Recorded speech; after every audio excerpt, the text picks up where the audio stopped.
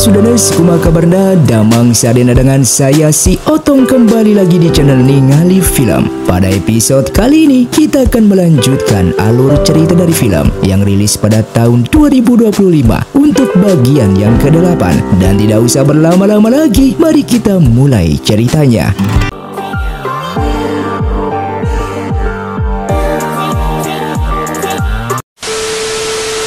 Film pun dilanjutkan dengan diperlihatkannya Sweran yang terus berusaha memberikan petunjuk kepada Yisui yang telah hilang ingatan tentang mereka yang dulunya selalu peduli satu sama lainnya. Dan Yisui bisa seperti ini karena setelah mereka pergi ke alam baka dan disegel oleh salah seorang dewa. Mengetahui kalau alam baka bisa muncul di tempat banyaknya pembunuhan, ia pun langsung ke perbatasan dan mungkin saja ia di sini bisa menemukan ingatannya kembali. Bahkan Sweran juga memberitahukan kalau seseorang yang bernama Yesinlah yang menyebabkan ia hilang ingatan.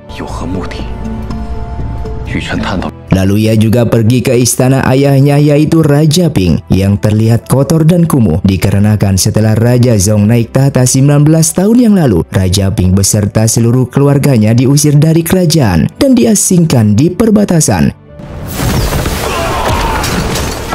Ia yang semakin penasaran terhadap dirinya sendiri, ia lalu pergi ke sekte Sisan yang disambut oleh kedua murid seniornya. Di sana ia meminta kedua muridnya tersebut untuk menunjukkan di mana ruangannya. Dan setelah ia duduk di sana, di meja miliknya itu terdapat beberapa tulisan dan gambar tentang Sweran yang merupakan reinkarnasi dari Mukingge, yang membuat ia bertanya-tanya apakah memang benar ia telah kehilangan ingatan. Dan ia yang mengetahui kalau saat ini Sweran sedang menyelidiki identitas Paman Yesin di desa Pusin, ia pun akan ke sana.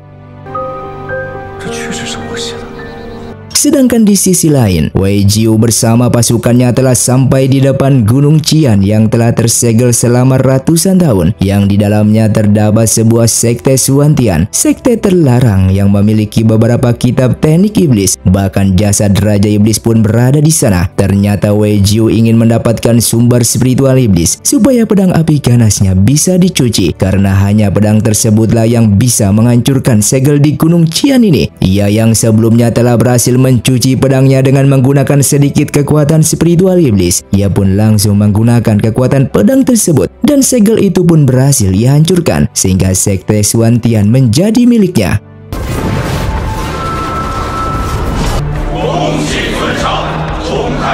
Kembali kepada Sweran yang berada di desa Pusin dan masuk ke kediaman milik Paman Yesin yang merupakan orang yang telah merawat sekaligus menjadi guru dari Mukingge dan Wu puluhan tahun yang lalu. Di sana ia ingin mencari tahu tentang teknik penyegelan hilang ingatan supaya ingatan Yisui bisa kembali, dan akhirnya ia pun berhasil menemukan sebuah buku yang dimana buku tersebut menjelaskan kalau teknik jimat penyuci jiwa tidak bisa disembuhkan terkecuali orang yang terkena teknik tersebut jatuh cinta kembali kepada kekasih yang telah dilupakan, sehingga secara alami teknik tersebut akan hilang dan ingatannya akan kembali. Sweran yang sedang memikirkan cara supaya Yisui jatuh cinta lagi terhadap dirinya, tiba-tiba Yisui pun datang ke desa Pusin dan ia meminta bantuan terhadap Sweran supaya ingatannya kembali normal. Namun di sini Sweran tidak memberitahukan caranya, dikarenakan jika Yisui mengetahuinya kalau ingatannya akan kembali setelah Yisui jatuh cinta lagi terhadap dirinya, maka cara tersebut tidak akan berguna. Tak lama kemudian, beberapa orang datang ke sana dan mengatakan kalau kedatangan mereka ke sini karena melihat Sweran dan Yisui seperti orang yang memiliki kekuatan spiritual. Maka dari itu ia meminta bantuan untuk mencari keberadaan anak-anak mereka yang telah hilang beberapa hari terakhir ini, yang kemungkinan itulah dari siluman yang telah menculiknya. Pada awalnya Yisui tidak mau membantu mereka, namun Sweran memaksanya untuk ikut karena bagaimanapun juga di desa Pusin ini terdapat hutan yang dijuluki sebagai kawasan kematian, yang kemungkinan besar di dalam hutan tersebut terdapat siluman dan menculik anak-anak di desa ini. Yesui yang memang dari awal menginginkan ingatannya kembali, ia pun terpaksa ikut dengan Sueran ke hutan. Namun meskipun begitu, ia tidak mau masuk lebih dalam lagi dan ingin menunggu di sini saja sehingga Sueran masuk ke dalam seorang diri. Ia yang berhasil menemukan laba-laba besar dan mencurigai kalau laba-laba inilah yang telah menculik anak-anak di desa Pusin. Namun tiba-tiba di belakangnya terdapat laba-laba raksasa sehingga ia pun diserang olehnya. Menyadari kalau Sueran telah tertangkap, Yesui pun mencoba menolongnya. Bahkan mereka berdua juga telah berhasil menemukan anak-anak tersebut dan langsung menolongnya. Namun laba-laba raksasa itu kembali muncul sehingga Yesui pun membunuhnya. Tak lama kemudian Hong San dan Liang Yu juga datang ke sana yang memang ingin menemui Sueran.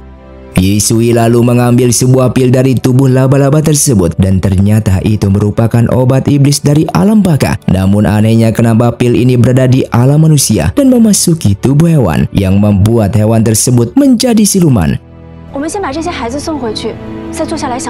Hingga keesokan harinya, Yesui yang penasaran terhadap wajah Paman Yesin, ia pun mencari sesuatu di kediaman tersebut dan berhasil menemukan sebuah gambar milik Paman Yesin. Ia yang sepertinya mengenali wajahnya tersebut. Sesaat ia pun mengingat akan kejadian masa lalunya ketika masih kecil, yang tak sengaja melihat wajah pria bertopeng yang selalu bersama Raja Ping yang merupakan ayahnya. Ia yang begitu terkejut langsung memberitahukan hal itu kepada Sueran yang menemuinya, sehingga Sueran menyadari jika memang Yesui pernah melihat Paman Yesin di saat dulu, yang artinya Paman Yesin memang sejak dulu sudah mengetahui identitas Yesui yang merupakan anak iblis.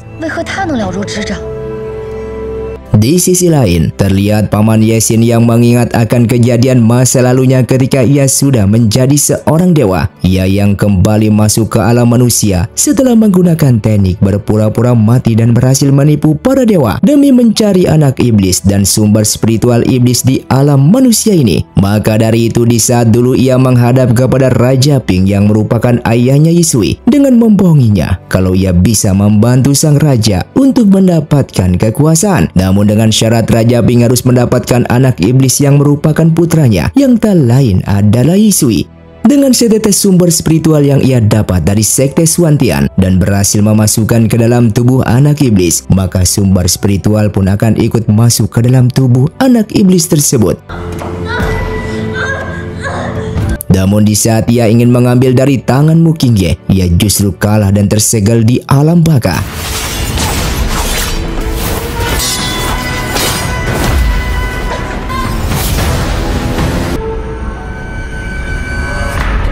Singkatnya beberapa hari kemudian, Yesui yang sudah mengetahui kalau Paman Yesin merupakan dalang di balik ia menjadi seperti ini, ia pun langsung menemui Pangeran Suyu dan memintanya untuk memberitahukan di mana keberadaan Paman Yesin.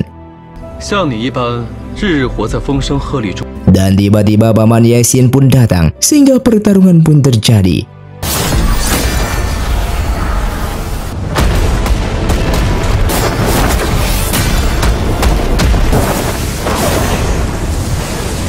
Paman Yesin lalu menggunakan tekniknya dan mengatakan kalau ia bukanlah musuhnya, melainkan ia akan membantunya. Yesui yang tidak mau percaya akan perkataannya tersebut, dikarenakan sejak awal Paman Yesin memang sudah merencanakan ini semua dengan membujuk ayahnya supaya ia menjadi seorang anak iblis dan mendapatkan sumber spiritual iblis. Yesui yang memang tidak bisa mengalahkannya, ia pun langsung pergi dari sana. Kembali kepada Hong San dan Liang Yu, yang kedatangan mereka memang ingin menemui Sueran untuk meminta bantuannya dalam bekerja sama melawan Wei Jiu yang kini telah menguasai Sekte Suantian yang di dalamnya terdapat segel api pemurnian emas. Dan jika segel api pemurnian emas tersebut dibuka, maka jasad Raja Iblis yang kini tersegel di Sekte Suantian akan bangkit kembali. Dan hal itulah alasan para dewa dulu menyegel sumber spiritual iblis di alam baka, dikarenakan tubuh jasad iblis tidak bisa dimusnahkan, dan kini jasad tersebut telah disegel oleh api pemurnian emas. Singkatnya, Wei Jiu yang ingin membuka segel api pemurnian Mas supaya ia bisa memanggil sumber spiritual dan menjadi Raja Iblis. Namun tiba-tiba Ye Sui dan lainnya telah berhasil sampai di sana sehingga pertarungan pun terjadi.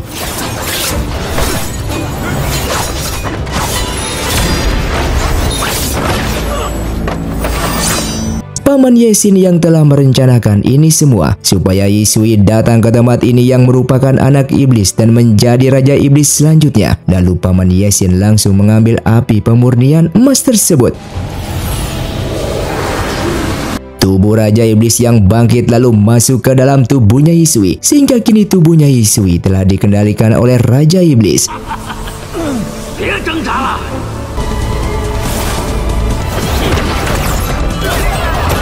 Bahkan Raja Iblis memanggil sumber spiritual iblis yang merupakan kekuatannya yang kini telah tersegel di alam baka, sehingga ia pun berhasil mengambilnya.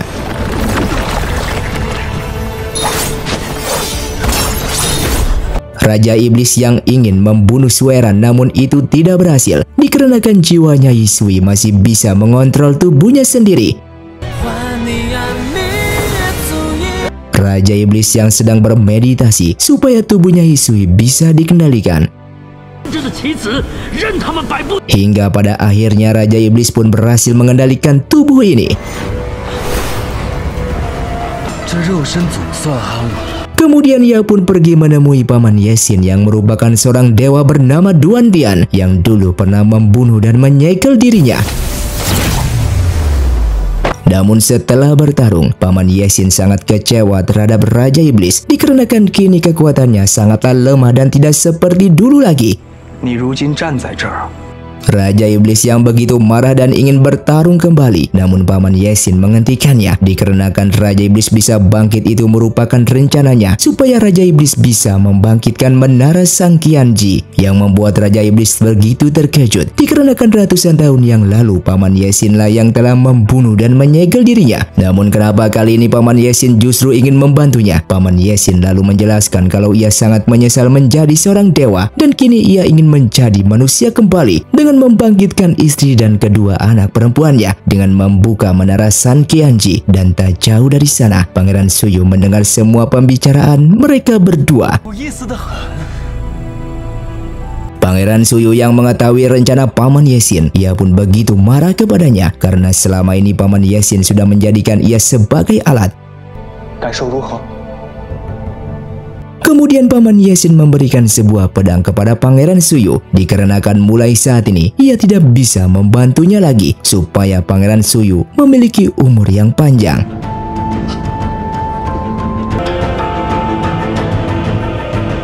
Pangeran Suyu yang sudah putus asa karena ia tidak akan bisa hidup lama lagi akibat penyakit di tubuhnya ini, dan Sueran pun datang ke sana dengan meminta sang pangeran untuk tetap bertahan hidup karena ia akan berusaha menyelamatkannya dengan membuat pil terbaik untuk sang pangeran.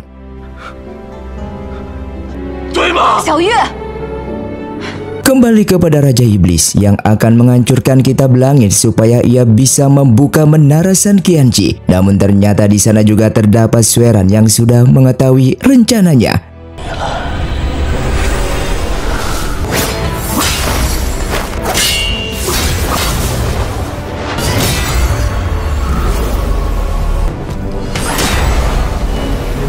Sueran yang ingin Ye Sui kembali dan memusnahkan Raja Iblis, ia pun langsung meminjam pusaka kristal naga murni dari Pulau Naga.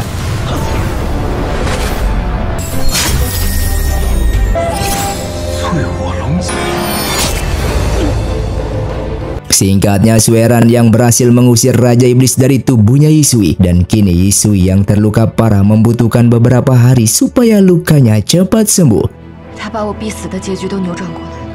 Sementara Pangeran Suyu yang sedang dirawat oleh Sui Yan, namun tiba-tiba terdapat pasukan misterius yang ingin membunuh sang pangeran.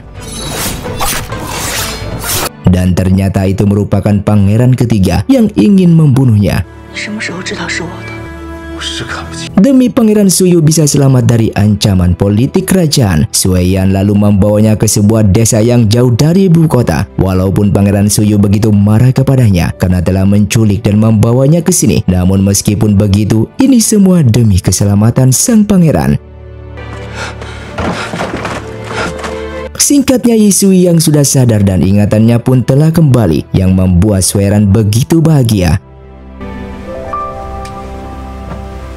Mereka yang harus menghentikan tindakan Paman Yesin dikarenakan kitab langit yang berhasil dihancurkan, yang kemungkinan kini Paman Yesin sedang membuka menara San Qianji. Diceritakan kalau menara San Qianji muncul, maka seluruh alam akan musnah dan kembali dibuat di kehidupan yang baru. Alasan Paman Yesin ingin menghancurkan semua alam karena ia ingin menghidupkan istri dan kedua anaknya yang telah mati.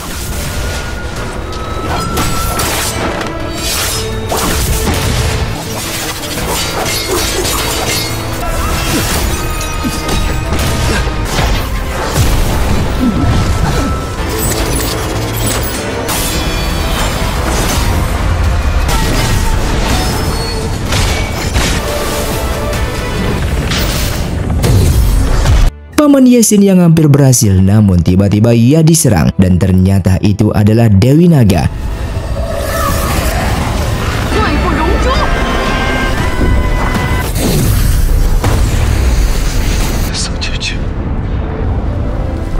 Ia yang gagal membuatnya begitu bersedih karena ia tidak akan bertemu kembali dengan istri dan kedua anaknya. Bahkan di sana ia pun mendapatkan hukuman dari langit, sehingga ia pun musnah untuk selama-lamanya. Setelah semuanya selamat, Yisui lalu menikahi Sueran.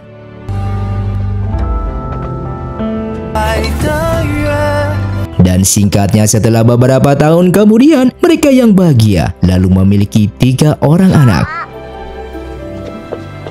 Dan film pun tamat. Terima kasih untuk kalian yang sudah mengikuti dan menonton film ini dari awal hingga akhir. Kalian sangatlah luar biasa. Buat kalian yang mau request film selanjutnya, silahkan komentar di bawah ini. Sampai jumpa di video selanjutnya. Saya pamit ulang dari Ningali Film. Saya undur diri dan salam Sundaders.